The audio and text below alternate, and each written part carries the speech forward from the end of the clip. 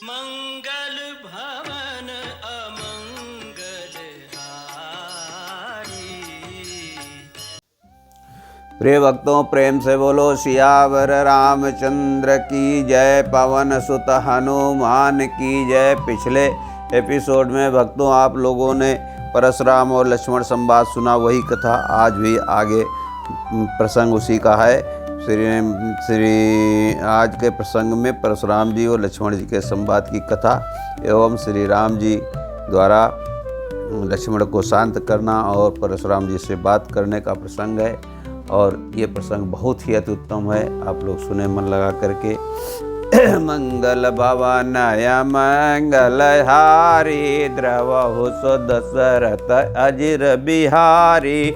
कहो लखन मुनि शील तुम्हारा, को नहीं जान विदित संसारा। माता पिता ही गुर न भयनी के, गुर ऋण रहा सोच बड़ जी के।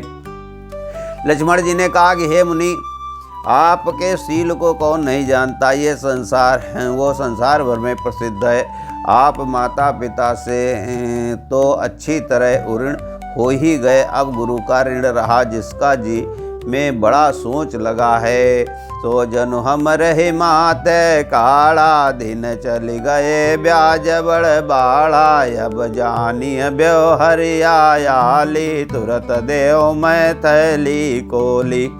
वो मानो हमारे ही मत्थे काड़ा था, बहुत दिन बीत गए, इससे ब्याज भी बहुत बढ़ गया होगा। अब किसी हिसाब करने वाले को बुला लाइए तो मैं तुरंत थैली खोल कर दे दूं। सो निकट बचन कुटार सुधारा, हाय हाय सब सभा पुकारा। भृगुवर परसु देखावो मोहि, विप्र विचारि बचहु नृप दोहि। लक्ष्मण जी के कड़ुए वचन सुनकर परशुराम जी ने कुठार को संभाल लिया। सारी सभा हाय हाय करके पुकार उठी। लक्ष्मण जी ने कहा कि हे भृगु श्रेष्ठ, आप मुझे परसा दिखा रहे हैं, पर हे राजाओं के शत्रु, मैं ब्राह्मण समझकर बचा रहा हूँ। मिले न कबों सुबटर न गाढ़े, दुज देवता घर ही के बाड़े। अनुचित कहे सब लोग पुकारे, रघुपति शयन है लखन निवारे। आपको कभी रणधीर बलवान वीर नहीं मिले, हे ब्राह्मण देवता, आप घर ही में बड़े हैं। ये सुनकर अनुचित है कहकर सब लोग पुकार उठे। तब श्री रघुनाथ जी ने इशारे से लक्ष्मण जी को रोक दिया। लखन उतर होते सरिसा, भृगुबर कोप कृसान। बढ़त देग जल सम बचन, बोले रघुकुल बानु। लक्ष्मण जी के उत्तर से जो आहुति के समान थे, परशुराम जी के क्रोध रूपी अग्नि को बढ़ते देखकर रघुकुल के सूर्य श्री रामचंद्र जी जल के समान शांत करने वाले वचन बोले। नाथ करहु बल बालक कर छोहो, नाथ करहु बालक पर छोहो। सूद दूध मुख करियन को, वो जो पय प्रभु प्रभाव कछु जाना। तो के बराबर करत आयाना। हे नाथ, बालक पर कृपा कीजिए, इस सीधे और दुधमुए बच्चे पर क्रोध न कीजिए। यदि ये प्रभु का कुछ भी प्रभाव जानता तो क्या ये बेसमझ आपकी बराबरी करता। जो लरिका कछु अचगर करही, गुरु पितु मात मोद मन भरही। करिय कृपा शिशु सेवक जानी, तुम समशील धीर मुनि ज्ञानी। बालक यदि कुछ चपलता भी करते हैं तो गुरु पिता और माता मन में आनंद से भर जाते हैं। अतः इसे छोटा बच्चा और सेवक जानकर कृपा कीजिए। आप तो समदर्शी सुशील धीर और ज्ञानी मुनि हैं। राम बचन सुन कछु कजुड़ाने, कहे कछु लखन बहुर मुस्काने। हसत देख नक शिखर सव्यापी, राम तोर भ्राता बड़ पापी। श्री रामचंद्र जी के वचन सुनकर वे कुछ ठंडे पड़े। इतने में श्री लक्ष्मण जी कुछ कहकर फिर मुस्कुरा दिए। उसको हंसते देखकर परशुराम जी के नक से सिख तक सारे शरीर में क्रोध छा गया। उन्होंने कहा कि हे राम, तेरा भाई बड़ा पापी है। गौर शरीर श्याम मन माही, कालकूट मुख पय मुख नाही। सहज टेढ़ अनुहरहीन तो ही, नीच मीच सम देखन मोही। ये शरीर से गोरा पर हृदय का बड़ा काला है। ये विषमुख है, दुधमुआ नहीं है, स्वभाव से ही टेढ़ा है, तेरा अनुसरण नहीं करता, वो नीच मुझे काल के समान नहीं देखता। लखन कहो हंस सुनहु मुनि, क्रोध पाप करमू, लो जहि बस जन अनुचित करहीं, चरहि बेस प्रतिकूल। लक्ष्मण जी ने हंसकर कहा, हे मुनि सुनिए, क्रोध पाप का मूल है, जिसके बस में होकर मनुष्य अनुचित कर्म कर बैठते हैं और विश्व भर के प्रतिकूल चलते हैं। मैं तुम्हारे अनुचर मुनि राया, परिहर को पकड़िय बदाया, टूट चाप नहीं जुरहि रिसाने, बैठी होई है पाय पिराने। हे मुनिराज, मैं आपका दास हूँ, अब क्रोध त्याग दीजिए। टूटा हुआ धनुष क्रोध करने से जुड़ नहीं जाएगा, खड़े खड़े पैर दुखने लगे होंगे, बैठ जाइए। जो अति प्रिय तो करिय वो पाई, जोरिय को बड़ गुनिय बोलाई, बोलत लखन ही जनक डेराही, मष्ट करहु अनुचित बल नाही। यदि धनुष अत्यंत ही प्रिय हो तो कोई उपाय किया जाए और किसी बड़े गुनी को बुलाकर जुड़वा दिया जाए। लक्ष्मण जी के बोलने से जनक जी डर जाते हैं और कहते हैं कि बस चुप रहिए, अनुचित बोलना अच्छा नहीं है। थर थर कांपै पुर नर नारी, छोट कुमार खोट बड़ भारी, भृगुपति सुन में निर्मय बा निर्भय बानी, रिस तन जरई होई बलहानी। जनकपुर के स्त्री पुरुष थर थर काँप रहे हैं। छोटा कुमार बड़ा ही खोटा है। लक्ष्मण जी की निर्भय वाणी सुन सुनकर परशुराम जी का शरीर क्रोध से जला जा रहा है और उनके बल की हानि हो रही है, उनका बल घट रहा है।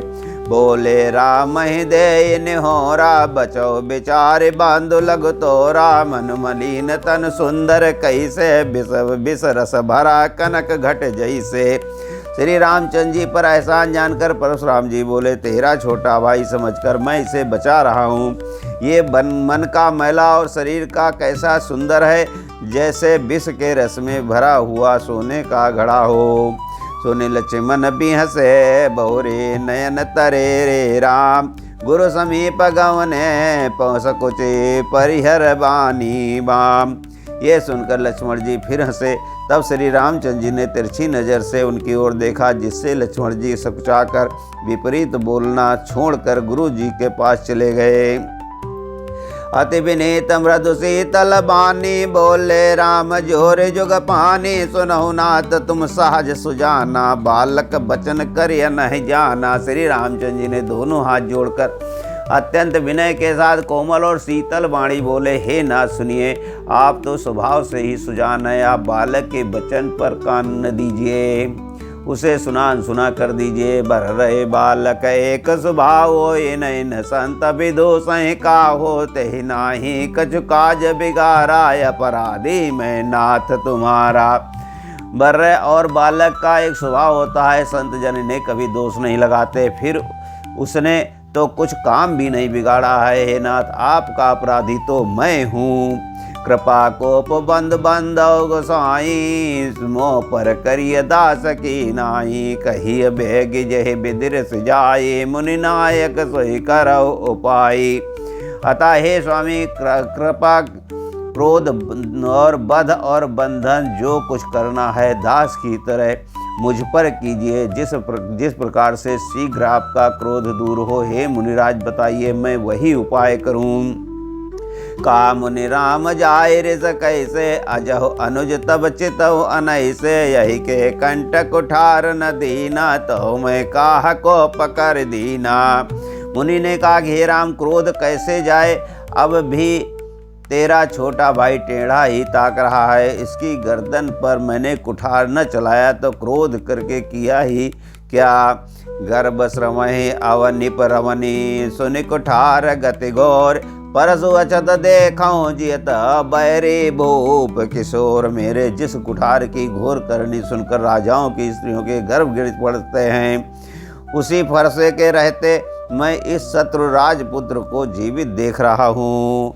बहाए नहा तो दहाए रिस छाती, भा कुठार कुंठित नृप घाती, भयो बाम विधि फिर स्वभाव, मोरे हृदय कृपा कसिकाऊ। हाथ चलता नहीं, क्रोध से छाती जली जाती है। राजाओं का घातक ये कुठार भी कुंठित हो गया, विधाता विपरीत हो गया, इससे मेरा स्वभाव बदल गया, नहीं तो भला मेरे हृदय में किसी समय भी कृपा कैसी। आजु दया दुख दुशासहावा, सुनि सौमित्र बिहस सिरुनावा, बाहु कृपा मूरति अनुकूला, बोलत बचन जरत जन फूला।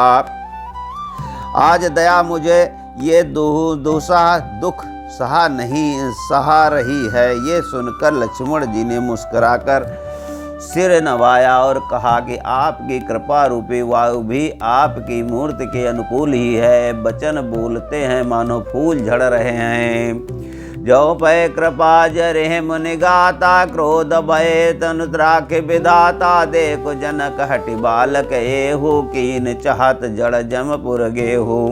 हे मुनि, यदि कृपा करने से आपका शरीर जल जाता है तो क्रोध होने पर तो शरीर की रक्षा विधाता ही करेंगे। हे जनक, देखिए मूर्ख बालक हट करके यमपुरी में घर करना चाहता है। बेगी करहो किन आँखि न ओटा, देखत छोट खोट नप डोटा, बिहसे लखन कहा मन माही, मूंदे आँखि कतहु को नाही। इसको शीघ्र ही आँखों की ओट क्यों नहीं करते? ये राजपूत देखने में छोटा है पर है बड़ा खोटा। लक्ष्मण जी ने हंसकर मन ही मन कहा, आँख मूंद लेने पर कहीं कोई नहीं है। परशुराम तब राम प्रति बोले, उर अति क्रोध, शंभु सरासन तोरि सठ, कर से महा हमार प्रबोध। तब श्री परशुराम जी हृदय में अत्यंत क्रोध भरकर श्री राम जी से बोले, अरे सठ, तू शिव जी का धनुष तोड़कर उल्टा हमी को ज्ञान सिखाता है। बोलो सियावर रामचंद्र की जय, पवन सुत हनुमान की जय। आज का एपिसोड यहीं पर समाप्त होता है। प्रिय भक्तों, मेरे चैनल को और एपिसोड को शेयर करें, लाइक करें, सब्सक्राइब करें। धन्यवाद।